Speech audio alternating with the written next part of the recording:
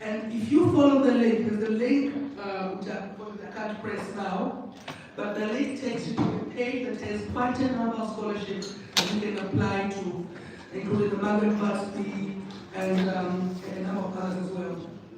In terms of postgraduate, so PhD, masters, we also have a lot of scholarships as well. Again, the Hyundai one, we have, there's quite a few of them that you can find there. At the same time, there are grants which are available, I believe, to all universities in the UK. And these are the EHRC, you probably have heard about that. And so anybody can apply to them. What I would say is a couple of things. I think most Tanzanians tend not to apply. I sit on 2 scholarship boards, and I think I've only seen 1 Tanzanian ever. And when we do apply, I think we need to move away from the time when our application spoke about who we are married to, what our tribe is. Nobody's interested in that. You need to right away come with the punch. I am a published author who's won this and this award. I have done this, that. I think that's where we tend to go wrong. And I'll be happy to work with the embassy to mentor those of you who are interested in applying for scholarship, to see sample scholarships that work and what you can do to support yourself. Maybe that is enough. So we have a lot of scholarships to the link that the embassy will share with you, and do apply. Thank you.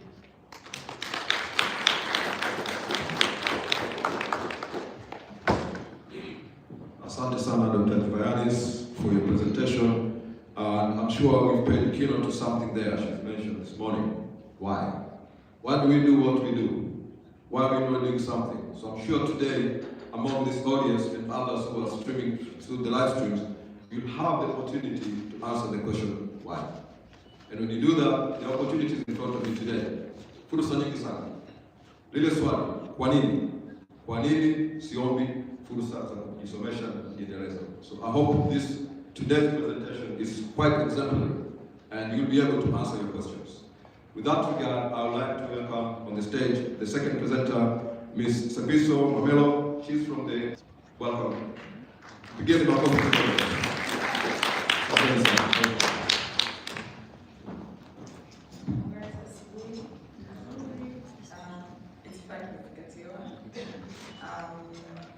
I'm happy to be here today to present about the opportunities at the University of Oxford. However, I'm here in 2 capacities. The first as a representative from the University of Oxford. However, we work in a network of universities that are all supported by the Mastercard Foundation.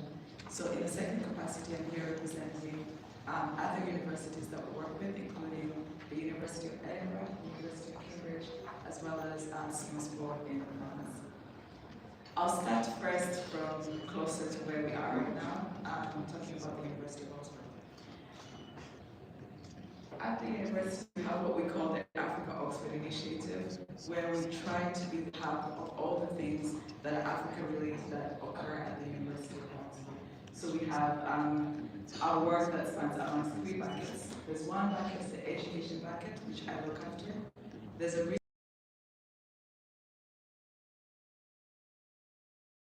starting from what I do, which is education and scholarships, I will start by echoing what Dr. Aya has said, in that there are a lot of opportunities, and then there's the program I work at, there's 70 scholarships at master's level. However, this year we have 2 Tanzanians. I don't know if there's anyone in the room.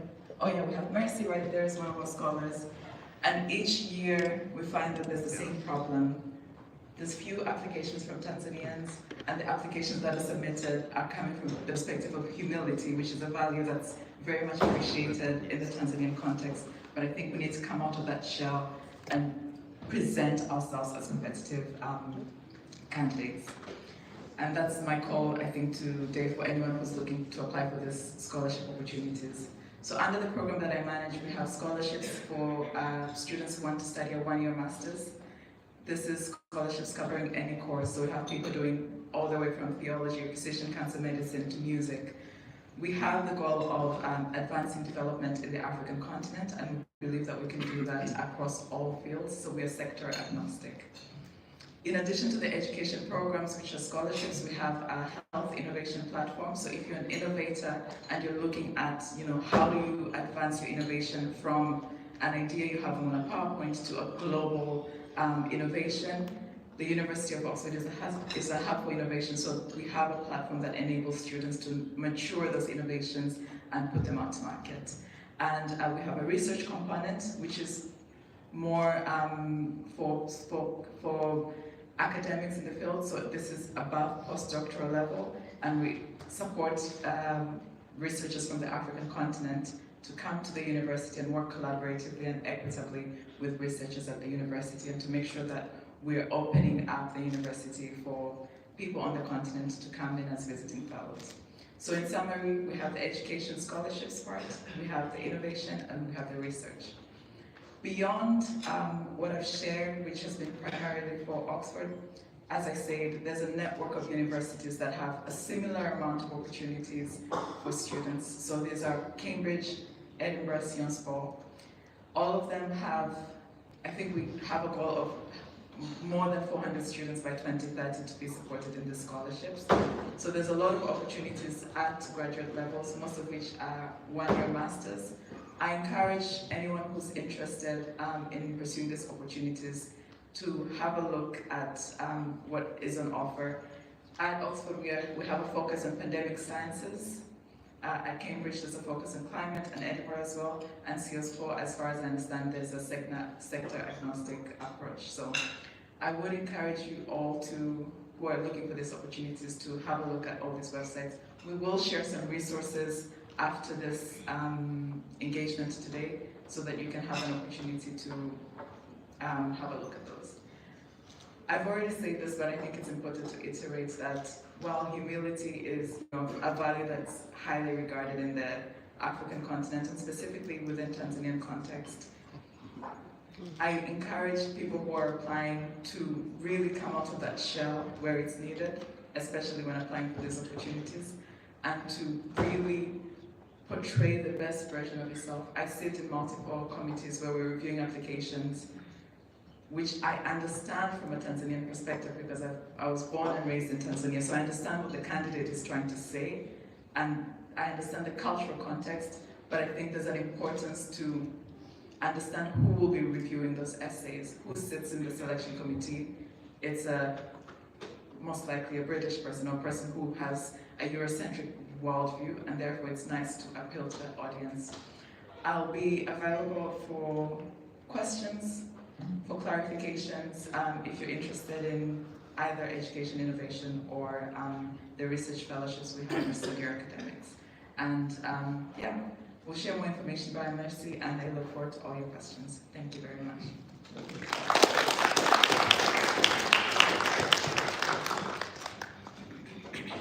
Asante sana Sapiso Momelo. Another key ingredient is brand yourself. When you go to the marketplace, anywhere you go, even today we're in the marketplace, economists say you trade off at what price. Your education will determine what price you get in the marketplace. So these are very impactful opportunities. Embrace them with vigor. You Limited is your company. So think about that. Are you going to break even? Or going to be profitable? Think of yourself. Today we're learning a lot, and we'll achieve a lot together. Believe me, because we believe in you. That's why we set up this place today. You believe in me? Yes. Do you believe in yourself? Yes. Do you believe in higher education? Yes. Thank you very much. At this point now, I'd like to welcome Professor Ambrina Manji from Cardiff Scholarships and the Fanaka Scholarships. Welcome. Give a warm applause of your hands.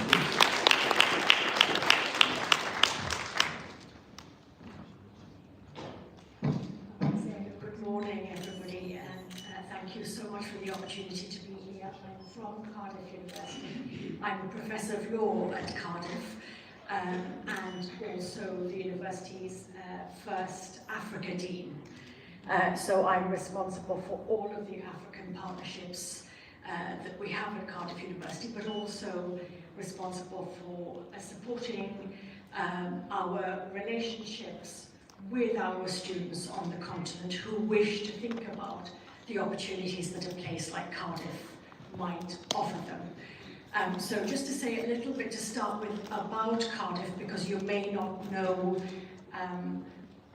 what its great advantages and strengths are. Cardiff University is based in Wales, so if you came to study there, you would be based in a country that is proudly multilingual, and for Tanzanians, I can't stress enough as a Kenyan how much I admire the multilingual commitments of Tanzanians and their commitment to Kiswahili. And so you would be working in a university that is proudly bilingual, that speaks, where colleagues and students are encouraged to learn Welsh and to use Welsh and to speak English alongside it. And you would be in a city that is really quite different to anywhere else I've ever lived, that sounds different because it's a multilingual city. It's a very easy city to live in, it's very green, and it's especially friendly. So if you're looking for the kind of opportunity that provides you with a very safe home from home, I can't recommend Cardiff enough. And I say that as a Kenyan who's been there for 10 years now, and who's also brought to Cardiff several students and postgraduate students and postdoctoral fellows and professorial level colleagues to Cardiff. And at each of those stages, those colleagues have said to me, some of them have been from Namibia, some of them from Kenya, some of them from Tanzania, and at each stage those colleagues have specifically said to me how welcoming they find Cardiff University and how easy it is to live in our city. So that's important, because actually when you make a decision about studying somewhere, you want to know that you're going to be supported.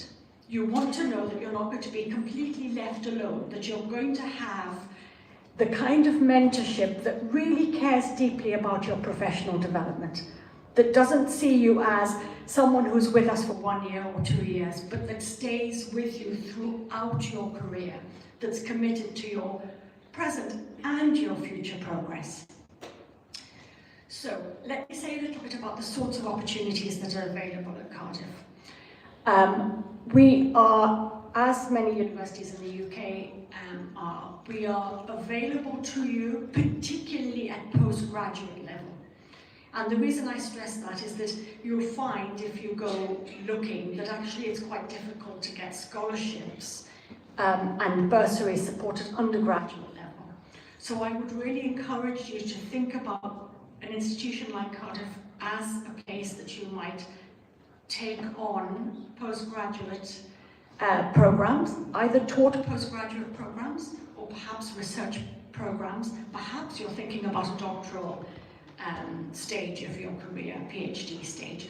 And at all of those stages, there are scholarships available that are generally available to universities, United Kingdom institutions. So I'm thinking here of the Chevening scholarships, the Commonwealth scholarships. We're very happy to hear from potential applicants under those schemes. Now I would stress two things if you were thinking about those programs, and colleagues already have spoken about this, as well as being sure to sell yourself hard, because it's important that you stand out. Your CV is being seen by people who are seeing many other documents. You need to stand out. So think a little bit about what would make me stand out. What can I say about myself, my track record so far, my ambitions into the future that allow me to stand out? But in order to do that, I would really stress two things. One is that it's important to recognize and accept that sometimes these things actually take time. So don't be disheartened if on the first attempt you don't succeed. Don't expect to apply and immediately be admitted. Think about this as something that might take 2 or 3 or even 5 years but stay committed and stay the course and see that things will come good. So a time commitment is important. Find the right institution and then commit the time to making the very best application you can, sharing that with those that you trust to give you feedback. We, again, are not always good at understanding that the more feedback we can get, and sometimes it's difficult to take feedback, but it's important that we share our ambitions with someone we trust, we find a mentor, we ask them to look at our application, we have support from them about what we're planning to do, and then we keep trying to make the application succeed. That's the first observation. The second observation is you really do need to write the strongest CV and personal statement that you can. And again, that takes an investment of time. So to present yourself in the best possible way, to allow an institution to see how they can contribute to your future, you need to spend time on the documentation. So don't be tempted to go in too quickly with your thoughts unformed and with your plans not really clear in your own mind, because if you do that, it'll be very apparent on the documentation, on the face of the paperwork. Wait until you've reached a stage where you really understand what it is you want to do and why this particular institution you're applying to is a good fit for you. Take time over that, take time over expressing, learning to express in words on a piece of paper what it is that you want in your career in the immediate term and in the medium term and then in the long term. If you want to return to Tanzania, what is it that you want to achieve out of the professional development that you will have in the institution that you're selecting? So I'll come now to just one final point, which is that at Cardiff University we've been particularly privileged to have a Tanzania-specific scholarship, and in this we're quite rare. We have a scholarship known as the Fanaka Scholarship, which has supported for the past 2 years students at the postgraduates taught level, so 2 postgraduates, 1 in each year, 24 and 25, who wish to study at university on a taught program. That scholarship is very generously supported by a family called the Karimji family, who have a connection with Wales, who live in Wales. Mr. Karimji himself studied civil engineering at Cardiff University back in the day, and as part of his commitment to Tanzania, created this scholarship to support students to come and study with us. It's a bursary that allows students some financial support to come and study at Cardiff. And if the video is available to me, I have a short video to share with you, just to show you a little bit of the story of this scholarship, because there is nothing like the personal story behind a particular student, and we're so proud of the success of this particular scholarship and this particular student. I'm hoping that this will work.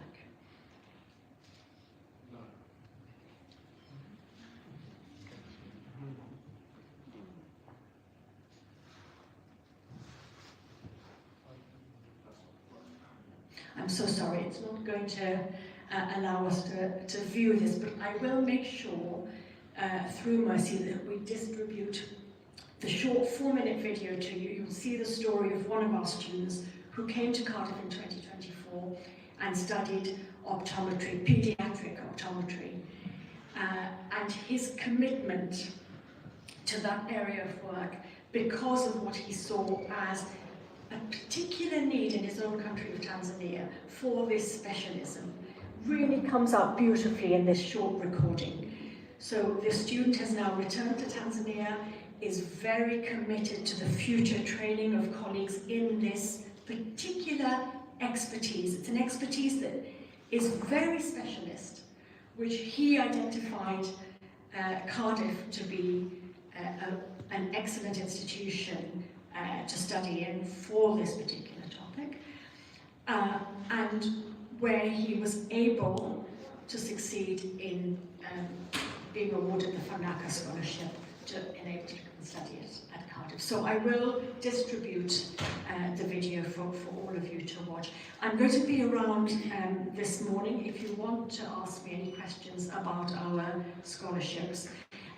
But also I'd be very happy for the High Commission to put you in touch with me personally if you want to ask for my personal email, and I'll do what I can to answer any questions that you might have or to point you in the direction of the right colleague if you have specific questions that you would like answered. And I just want to finish by congratulating the High Commission for putting together this event. It's fantastic to see our diplomatic colleagues supporting the ambitions of our students. There's nothing, as far as I'm concerned, more important than your successful futures. And I wish you very good luck in that.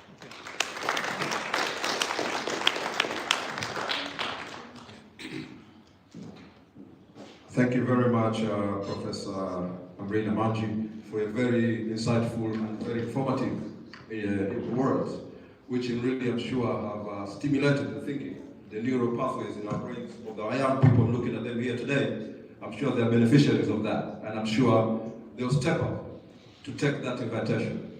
Because sometimes it's how you brand yourself, how you market yourself. A CV is a two-dimensional kind of a document. Give some the 3D, the depth. That's what you look for, and to be successful. So with that in mind, ladies and gentlemen, I would like to welcome Dr. Seth Amanfo from Edinburgh University Scholarships and the JK Nyerere Scholarships. Thank you very much, sir. A warm applause for your hands, please. Thank you very much. It's a pleasure to join you today, and thank you very much to the High Commissioner for extending an invitation to the University of Edinburgh. Last year, October, we also extended an invitation to the High Commissioner when we were hosting our Africa Research Day on higher education in Africa.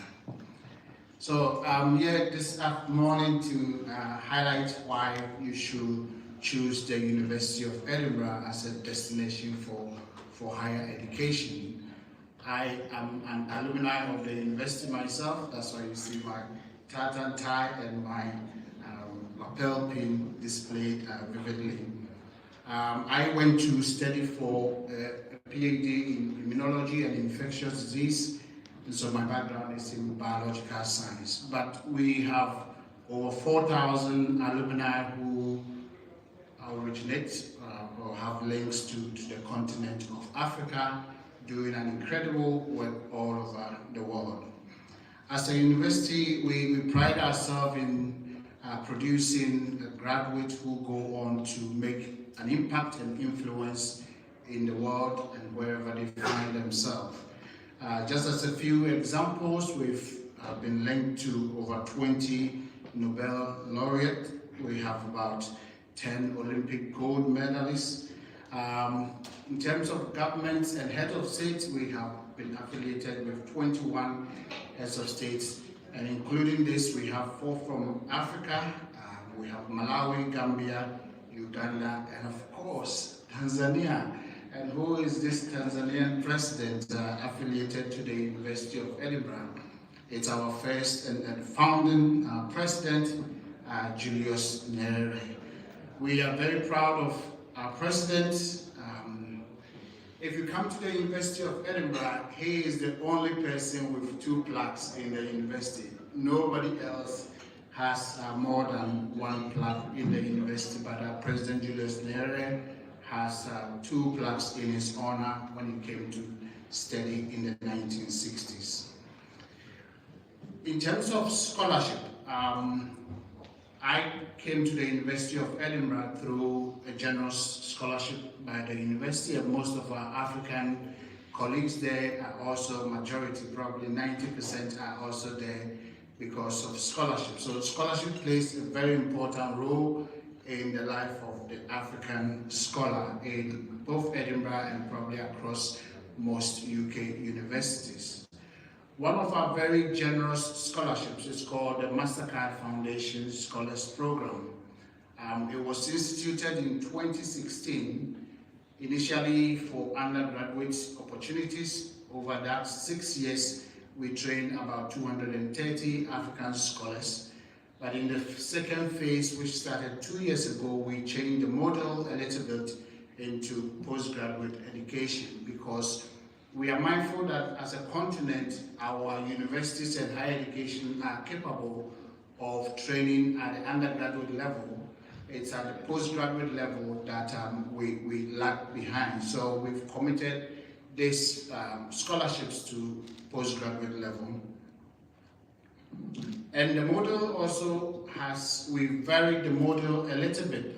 In the initial phase, everybody, 230 scholars, came to Edinburgh to maximize impact and also to ensure that Edinburgh has a connection with higher education institutions in the various countries in Africa. We have 1/3 of our scholars coming to study in Edinburgh and 2/3 also studying online. And we have been very deliberate in ensuring that we will commit to supporting the girl-child education. So about 75% of that scholarship is dedicated to females.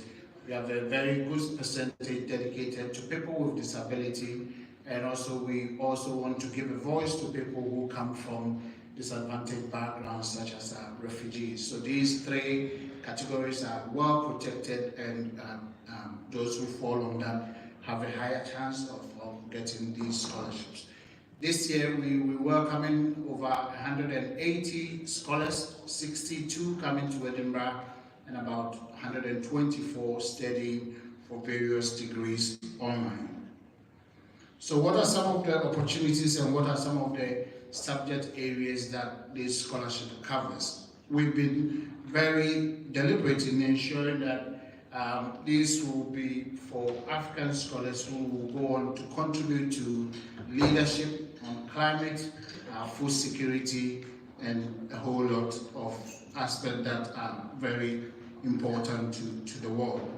So sustainable energy, food security, environmental sustainability, carbon management are key courses that are relevant for this scholarship. Of course, if you have a different field, it's welcome. You have to apply for it, and we will consider that. And the good thing about this scholarship, and in most of you who have applied for scholarship, you apply for a course, get admitted by the university, and now you'll be searching for scholarship. We've flipped it over. You apply for the scholarship, you get your guarantee, and then you apply for the course. So by the time you're applying for the course, you know that your scholarship is guaranteed. And a few weeks ago, those 180 applicants, they were joy in their families and in their own lives, in the hope that they will be starting with the University of Edinburgh.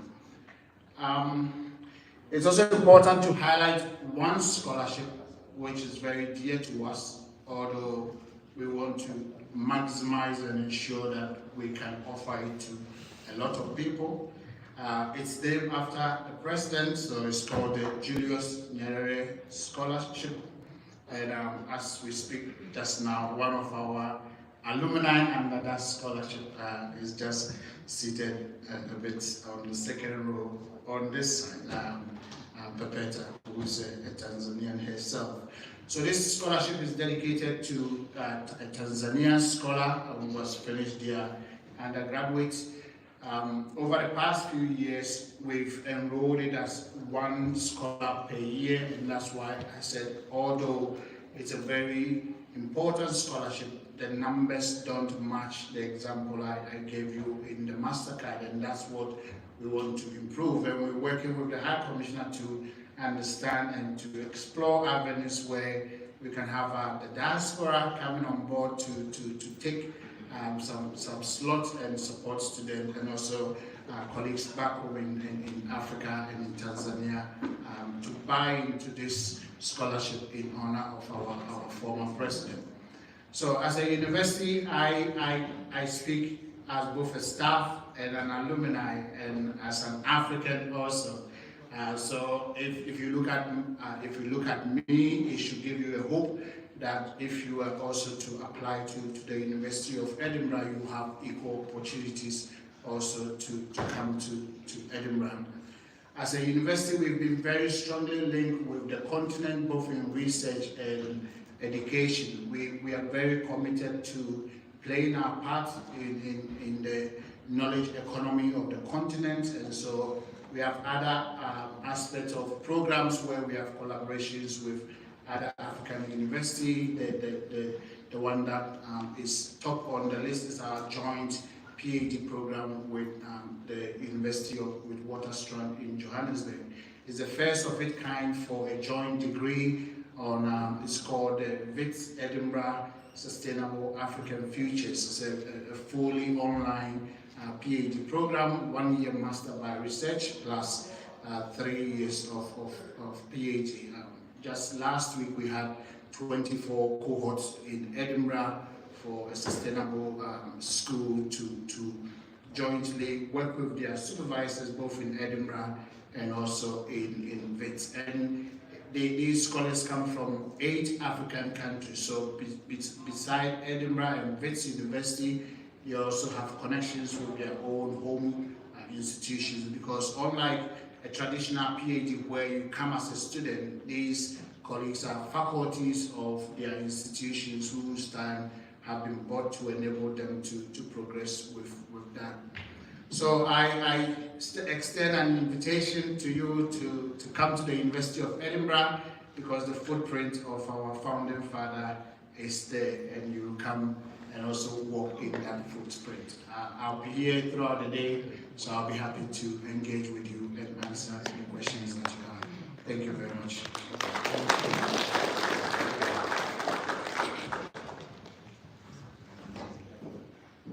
Thank you very much, Dr. Seth Amampo. That is very encouraging, because students, which keyword did you hear from the gentleman there? Anyone? Footprint. Yeah? Let's put a footprint on those scholarships. This is an invitation, sir. You've really laid the gauntlet and the challenge. It's down to you guys. Yeah? And with that in mind, let's go to the next session. The gentleman who is coming on board now is Mr. Daniel Aule. He's a Chevening Scholarship winner for 2025. So he'll share his experience probably, and that journey that gave him the winning. Give him a applause.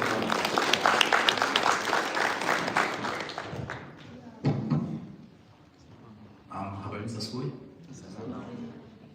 Habari za asubuhi. Salama. Mbona kama tumekuwa sana? Waliopita hawakuwa vijana sana kama mimi, kwa hiyo I need energy. Habari za asubuhi. Now, I have a presentation. While we're waiting for the presentation, my name is Daniel Aule, and I am proud and excited to be a Chevening Scholar for this year, among the 9 students who got the scholarships last year. And I'm studying at SOAS University of London, nikiwa na Dr. Aida. Pale SOAS tunamwita ni Mama SOAS. And I'm doing my Masters in Global Development. Lakini pia, apart from being a student in SOAS, I'm representing the Tanzanian young people in the third SADC Youth Parliament. It's a platform kwa ajili ya vijana kwenye jumuiya ya nchi za Afrika Kusini, whereas we sit in the parliament and we advocate for the young people in the region. I'm not sure if it's going to be up, but I can go on.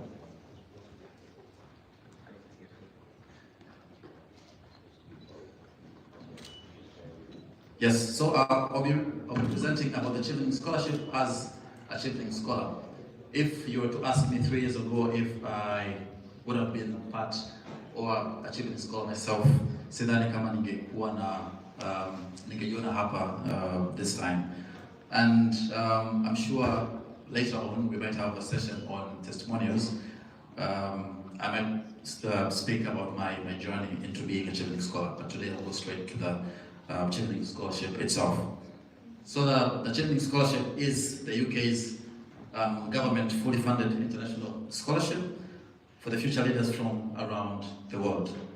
And I think it's one of the most prestigious and competitive scholarships out there, which gives you the opportunity to be fully funded in terms of your tuition fees, your flights coming to the UK and going back at home, your accommodations, as in and a monthly stipend, and at some point everything you need to focus on your studies and personal development. The Children's Scholarship, it enables outstanding emerging leaders, na hapa kwa Watanzania wengi tukisikia neno leaders, mara nyingi huwa tunawaza ni viongozi wa serikalini sana sana. Lakini as a young person, from the way you were grown at home, in your family, ukiwa shuleni, darasani, from central school to university, hata ukiwa ofisini, kuna namna ukiwa unaishi maisha yako, you portray leadership capabilities. And of course, there's no atypical Children's Scholar. Mostly, the Secretariat looks for a kind of people who have passion, ideas, and influence to provide solutions and leadership needed to create a better future. So the scholarship itself gives you the opportunity to live and study in the UK for 1 year. And during this time, as a scholar, you develop professionally, because at some point, when you're in the UK, we have several programs, including volunteering programs and workshops that they prepare, which might groom you in your profession, but also academically. And there is an extensive and intensive network of children's scholars of around 65,000 scholars, but also you get to experience the UK culture, which is very nice, and also build long-lasting, positive relationships. The criteria of being a children's scholar, kwa upande wa sisi wa Tanzania, first you have to be a citizen of Tanzania, but also you have to be committed to return to your country for at least 2 years after your scholarship ends. So, ukikubali kuwa children's scholar, you have to make sure kwamba baada ya your masters, you have to go home ili uitumie elimu yako ambayo umeipata in the UK kusaidia taifa. Then after 2 years, kama utataka kurudi back in the UK, you can do that. But also you have to at least have 2 years of experience. Na hapa sio lazima uwe na experience ya kazini. You can have a full-time experience in terms of employment, but also you can have a part-time employment. Lakini pia kama ukiwa chuo and you are doing voluntary work, that also adds up. And paid or unpaid internships. Lakini pia you have to hold an undergraduate degree ambayo inaweza ikakuwezesha wewe kupata a master's program in the UK. Tumekuwa tunapokea maswali mengi kwamba lazima uwe na first class, lazima uwe na a second class. Lakini make sure una marks zako zinakuwezesha wewe kupata any of the master's course in the UK. One thing about Chevening is it allows you to study any course you want. But also, when your application is Chevening, you have to at least identify 3 universities, 3 courses ambazo you would want to come and study. You want to be eligible for the Chevening scholarship if first you hold a British or dual British citizenship, but also if you hold a refugee status in a country ambayo is not eligible for the Chevening scholarship.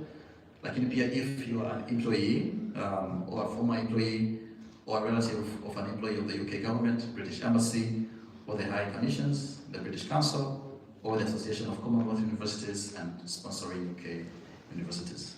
But also you can be a Chevening scholar and study your masters even if you have another masters. This is my second masters I'm doing. Nimemaliza masters yangu ya kwanza mwaka jana at the University of Dar es Salaam. Nilikuwa nasoma intellectual property. Then in June I got the email of being a Chevening scholar. So at some point, kikawaida tutakuwa you wouldn't have let this opportunity pass.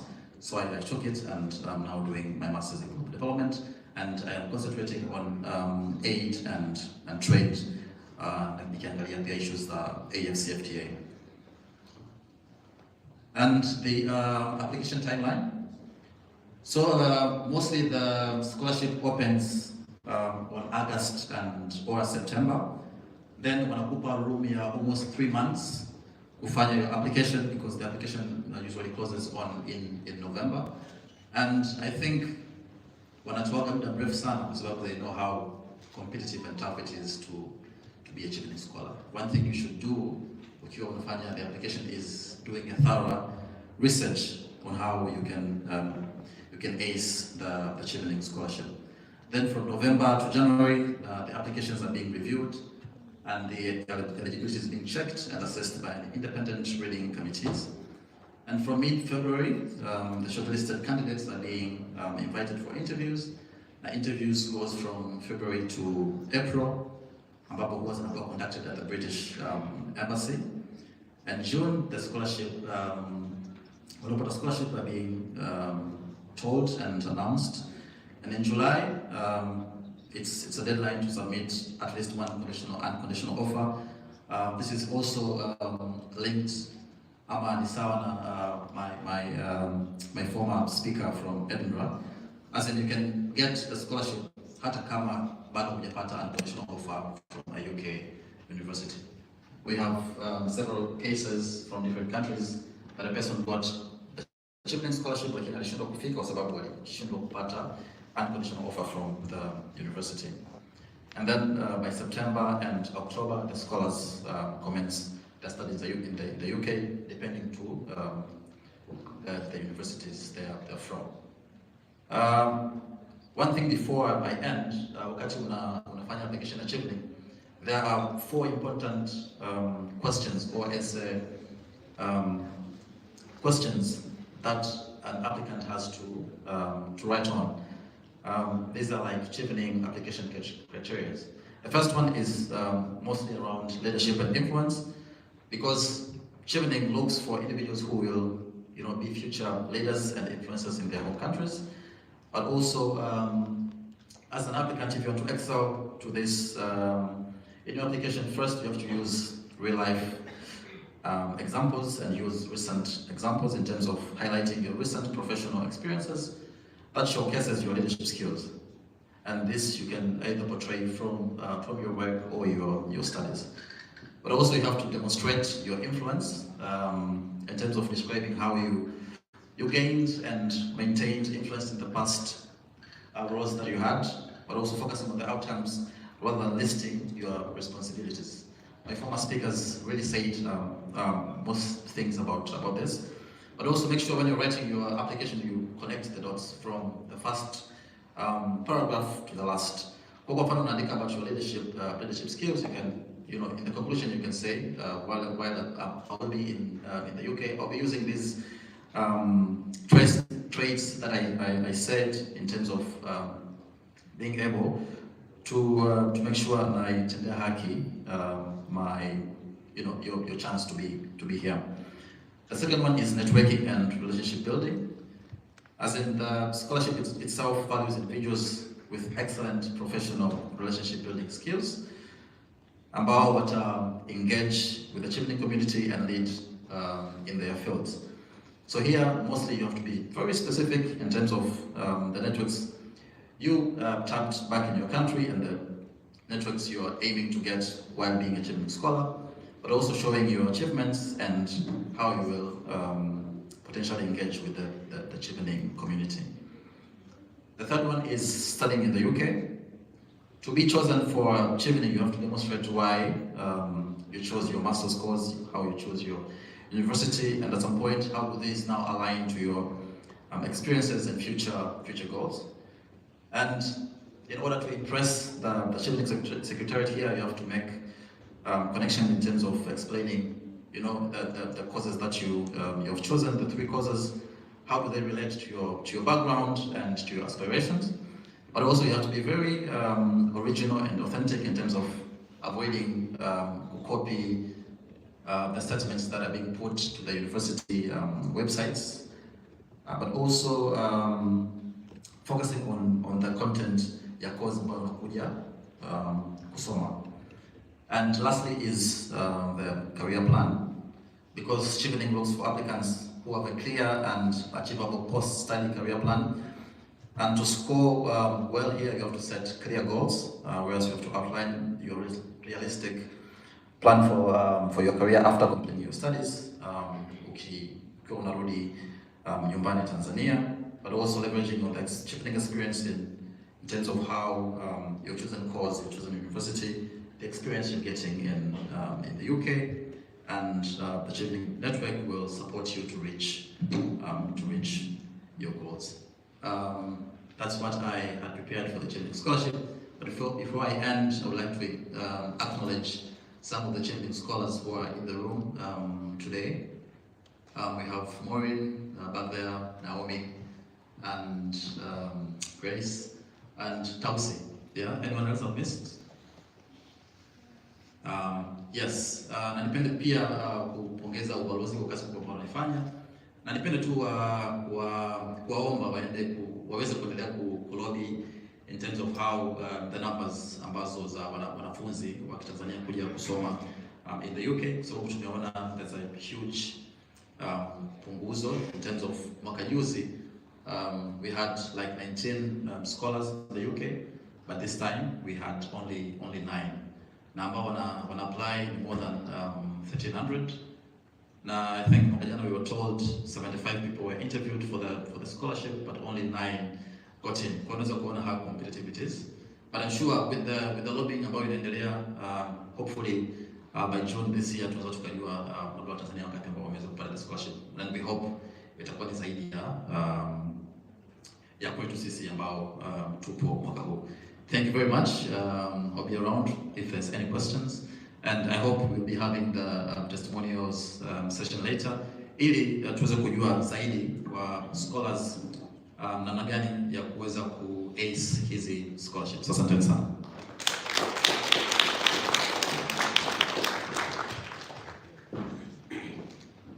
Thank you so much, Daniel Hole. You mentioned about other 3 ladies, about Daniel. Wale wenzako ambao wameshinda Chevening scholarship wako wapi? Naomba msimame. Unaona sasa mnaogopa wakati mmeambiwa hiyo courageous.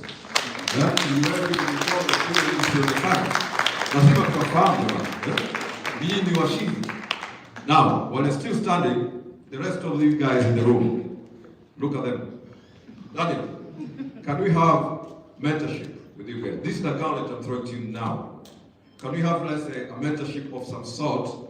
You 4 ladies and a gentleman that can help the other students by building conversations and dialogues and see how much you can do that. That will come later, but I just thought in my mind, this is a good opportunity. We are marketing, we are branding, we're doing everything together under one roof. Make the one talk today, isn't it? When you're still standing, he's your leader today. You talked about leadership. Yeah, leadership is not just in the political spectrum, business spectrum. You are future leaders of tomorrow. He's your leader today. And the others will be mentored into leadership. Do you agree with him? Yeah. You're nodding your heads. Guys, today I need to hear voices. Just nod your heads. You're not going to say that if you hope someone will nod their head. You're going to talk. Do you agree with him? Yes. Do you believe in him? Yes. Do you believe in yourself? Yes. Yes, we can. You want to say something? All right. I hope you believe in me, Skia. Do you believe in me? Yes, and just to add, mostly kwenye application process, kwenye application window ikiwa opened, mara nyingi tunafanya sessions online on Zoom kuwasaidia wenzetu ambao wana apply in terms of the essays, lakini pia hata kwenye interview stage watu tunakuwa nao and tunafanya nao mock interviews na kuwasaidia namna nzuri ya kuweza ku ace the Chevening interview.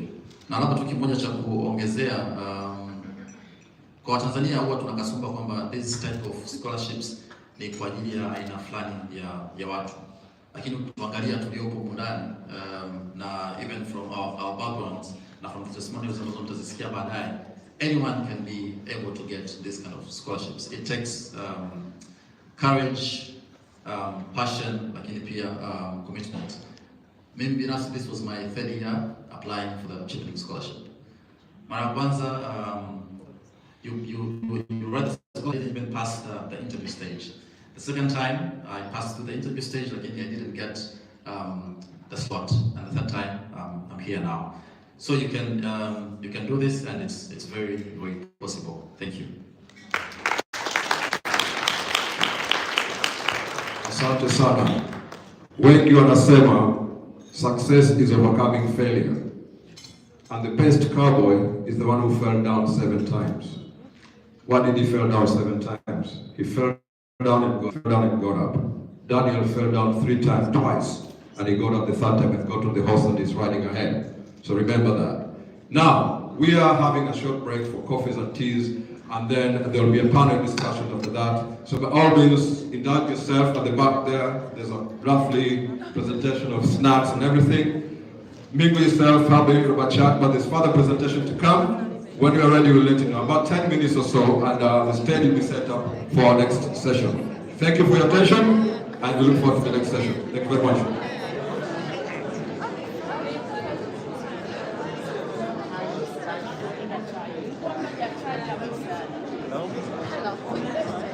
I needed